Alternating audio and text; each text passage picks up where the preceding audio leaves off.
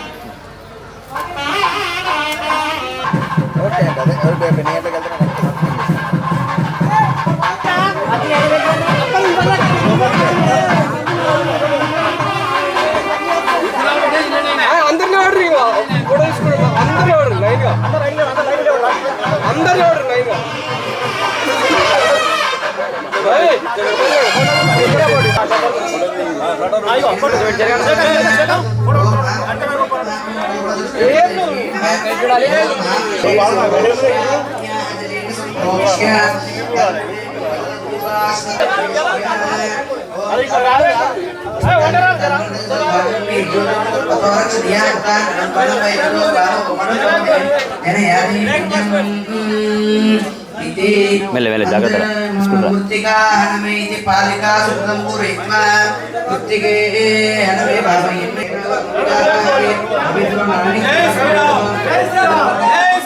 जय श्री राम जय श्री राम जय श्री राम जय श्री राम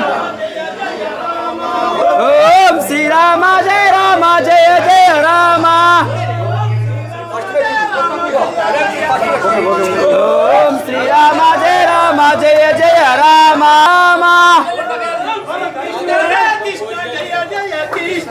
ओम श्री कृष्ण जय जय कृष्ण ओम श्री कृष्ण जय जय कृष्ण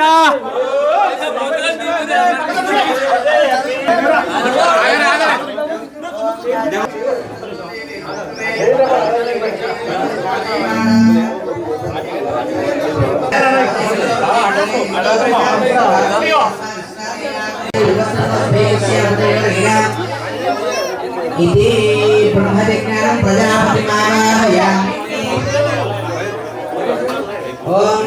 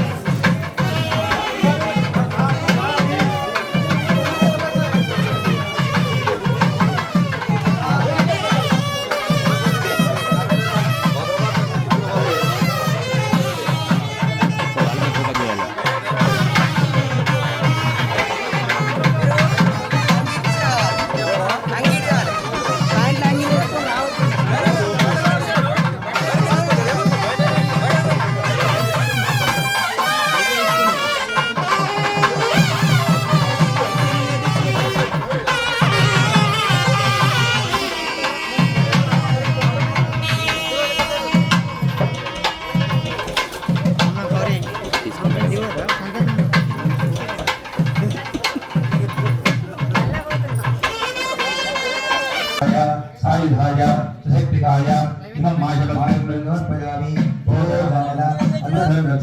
बलिमक्षा आदिकर्ता शांतिकर्ता पुष्टिकर्ता पुष्टिकर्ता क्षेमकर्ता कल्याणकर्ता आरोग्यकर्ता वरदो भवानेन धनदप्रियदामिति नत्वा आचामेद वायव्योत्तरयोर्मध्ये पीठस्तम्भे ओम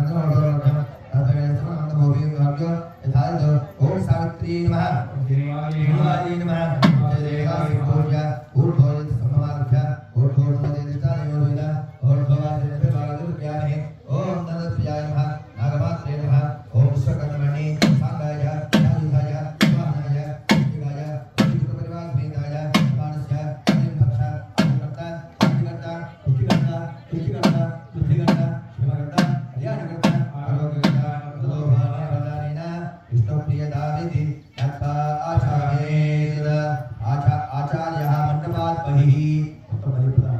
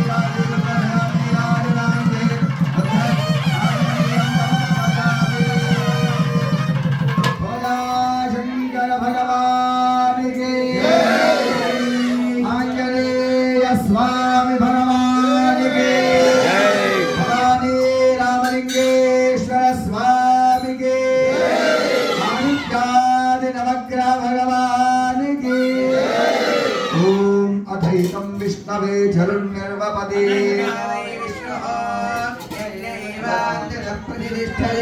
सूत्रजोदे स्वाहा यज्ञाय स्वाहा अम्मा మీ దగ్గరికి పంతులు పూలు తీసుకొని వస్తాడు అందరూ ఆ పూలను ముట్టుకొని నమస్కారం చేయండి పూలను ముట్టుకొని నమస్కారం చేయండి ఓం అథైకం విష్ణవే చరుణ్యర్వపదే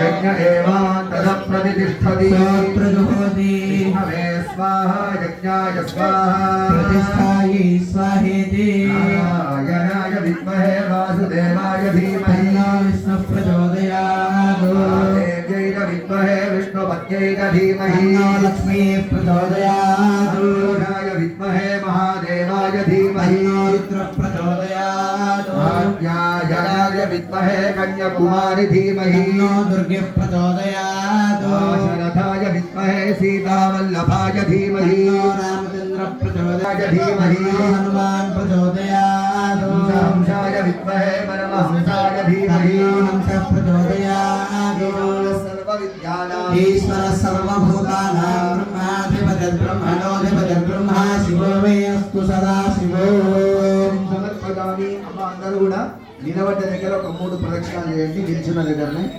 యానికాని చ పాపాని జన్మాంతరకృతాని జాతాని దాని ప్రశ్యంతే ప్రదక్షిణ వదేవదే హం పాప కర్మ హం పాపాత్మా పాపసంభవః కాయమాన్ కృపయా దేవ శరణాగతవత్సలా శరణన్నాస్తిత్వమేవ శరణం తస్మాత్ కారుణ్య భావేన రక్ష రక్ష కపీశ్వర నమస్కారాన్ సమర్పయామి సతమాచ్ఛాదయామి దామరం వీరయామి నృత్యం దర్శయామి శ్రావయామి ఆందోళికానారోహయామి యస్వానారోహయామి సమస్త రాజోపచార దేవ యోగదార భక్తిపదార శక్తిపదార పూజా సమర్పయామి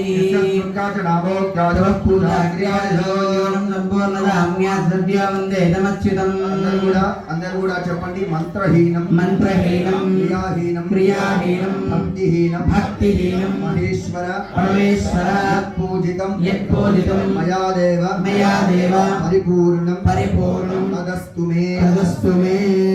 సంకల్పిత ప్రకారేణ ఆచరిత షోడశోపచార పూజయా భగవాన్ సర్వాత్మకః సర్వం శ్రీ కపీశ్వర స్వామి దేవత సుప్రీత సుప్రసన్న వరదా భవంతు. ఏతత్ ఫలం పరమేశ్వరార్పణమస్తు. భోళా శంకర భగవానికి, ఆంజనేయ స్వామి భగవానికి. ఈరోజు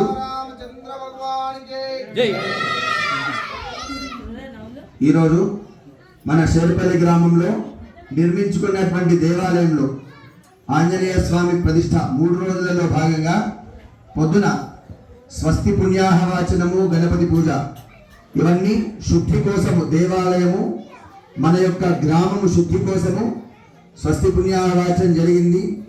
ఆ తర్వాత మాతృకా స్థాపన, నాంది. ఏ విధంగానైతే మన ఇంట్లో శుభకార్యాలు జరుపుకున్నప్పుడు బంధువులను ఆహ్వానిస్తామో అదే విధంగా నాంది అనేది మన పితృదేవతలను, ఆ తర్వాత 33 కోట్ల మంది దేవతలను ఆహ్వానించుకున్నాము ఆ కార్యక్రమం చేసి. ఆ తర్వాత యాగశాల ప్రవేశము. మనము ఇంట్లోకి వెళ్తేనే గుమ్మడికాయలు కొట్టి ఏదో చేసి బలి ప్రదానం చేసుకుంటాము. అలాంటిది 4 వేదాలతో కూడుకున్నటువంటి 4 ద్వారాలను ప్రతిష్ఠ చేసుకొని వారికి యాగశాల ప్రవేశం చేసుకొని ప్రతిష్టకు సంబంధించినటువంటి కలశ స్థాపన అవన్నీ చేసుకోవడం జరిగింది. ఆ తర్వాత ఇప్పుడు జలాధివాసము. ఈ కార్యక్రమం ఎందుకు చేస్తాము అంటే శిల్పి తయారు చేసేటప్పుడు ఆ రాయిని శిలగా మార్చడానికి దాన్ని కాళ్ళు పెట్టి తొక్కుతాడు, ఆ తర్వాత సుత్తతో కొడతాడు.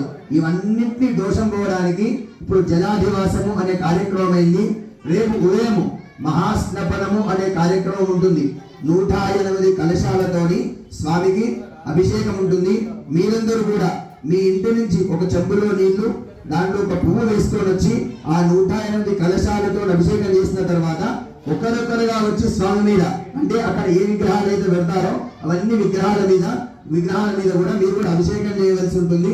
ఆ తర్వాత ఈ ప్రతిష్టకు సంబంధించినటువంటి హోమాది కార్యక్రమాలన్నీ జరుగుతాయి. ఉదయం 8:30 నుంచి మధ్యాహ్నం 1 గంట వరకు జరుగుతాయి. ఆ తర్వాత విగ్రహాలని అక్కడ 10 గంటలకు పెట్టి అభిషేకం చేస్తారు.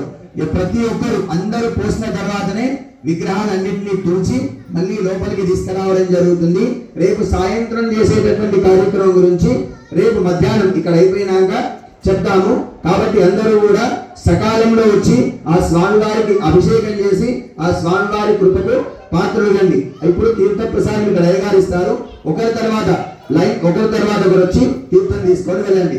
ఆంజనేయ స్వామి భగవానికి, శంకర భగవానికి, పార్వతీపదే హర మహాదేవ హర. అమ్మ ఎవరు కూడా ఇది అయిపోయినాక చప్పుడు చేయకుండానే వెళ్ళాలి. ఎందుకంటే మనం పడుకుంటే శబ్దము చేస్తే ఏ విధమైనటువంటి కోపం మనకు వస్తుందో అదే విధంగా ఇప్పుడు స్వామి ఇక్కడ నీళ్ళలో పడుకున్నాడు.